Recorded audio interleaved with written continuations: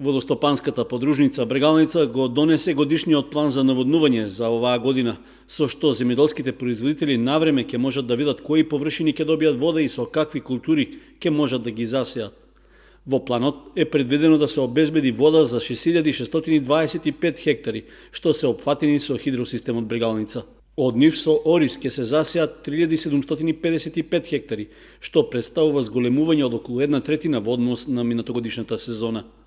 Најголеми површини со главната земјоделска култура во регионот ќе се наводнуваат во атарот на Облешево 318 хектари, во Соколарци и Чешиново 309, односно 306, а потоа следуваат Спанчево со 292, Уларци со 286, Кочани 226, Оризари 208, Градовци и Мојанци по 190 хектари, а останатите ниви со ориз се во другите села.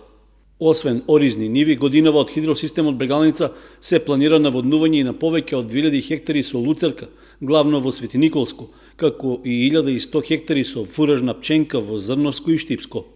Останатите површини се лозови и овошни насади, градини и ниви со тутун, бостан и други земјоделски култури.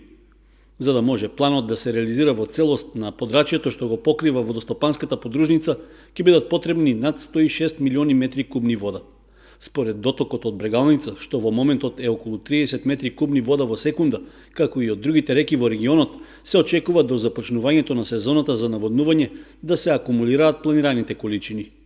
Според годишниот план, водата во каналите треба да се пушти во почетокот на април, пошто ќе започне и сеидбата на оризот. Информацијата за изготвениот план за наводнување ќе ја разгледува и Советот на општина Кочани на седницата што е закажана за четврток.